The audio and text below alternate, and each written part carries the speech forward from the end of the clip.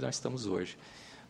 Bom, então o recado, eu acho que da minha parte é o seguinte: dois. Primeiro, o Brasil, em termos de biodiversidade, está numa posição que nenhum outro país está, e não existe uma economia verde só baseada em biodiversidade. Existem N economias verdes baseadas em biodiversidade. Então, em vez da gente ficar tentando encontrar no Brasil o que é uma coisa que a gente vai fazer com biodiversidade, tem uma série de elementos essenciais e importantes, desde a questão de pegar e gerar artesanato baseado em produtos locais que não existem em nenhum outro lugar do mundo, como o capim-dourado do Jalapão, ou as fibras da Amazônia, ou as frutas da Amazônia, a maioria das quais a gente não conhece, porque são frutas que se estragam hoje em poucas horas, então elas são consumidas lá pelo pessoal de lá. A maioria a gente nem sabe que existe.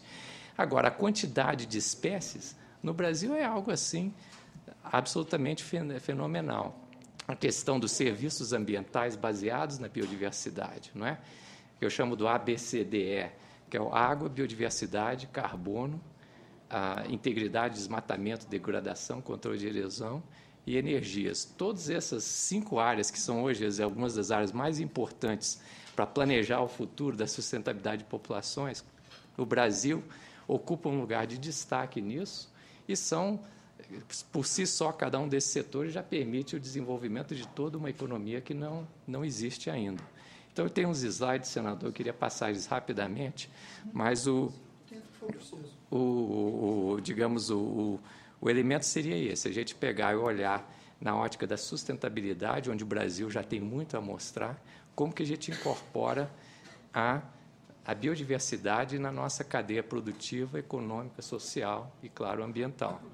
E eu tive a sorte de morar alguns anos no exterior, graças a um convite da Conservation International, onde eu fui vice-presidente sênior durante 8 anos lá. Voltei para a UNB há 2 anos atrás.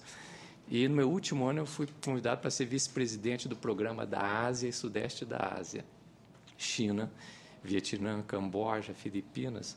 E aí eu tirei assim 2 conclusões, de muitas, mas centrais. Primeiro, que, por exemplo, na parte de manufatura, não é que seja difícil competir com a China, mas na China é o seguinte: você quer ir lá abrir uma fábrica com 8.000 funcionários, você faz isso em 3 dias, porque os arranjos da China permitem isso.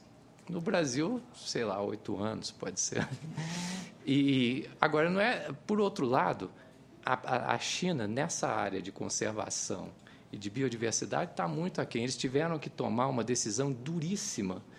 Pouquíssimos países fazem isso em termos do consumo alimentar, porque a China até recentemente era autossuficiente em alimento, produzia o alimento que ela comia. Hoje, deslocaram 400 milhões de pessoas para as cidades, estão deslocando. Isso leva, obviamente, a esse boom econômico que a gente está vendo. O problema é que as cidades, as áreas agrícolas da China são pouquíssimas. O consumidor, o consumidor urbano é um consumidor. A pessoa na área rural, cada produtor é um consumidor. Então, o que acontece? Por exemplo, a China tem um histórico de grandes fomes, etc. Morria. As províncias de Sichuan, onde eu fui, eu vi lá uma plaquinha. Na década de 1950, 10% da população morreu de fome. Mas foi que negócio, os produtores e os consumidores meio que se nivelaram. Agora, se você tem uma fome de grande porte numa grande cidade, é uma coisa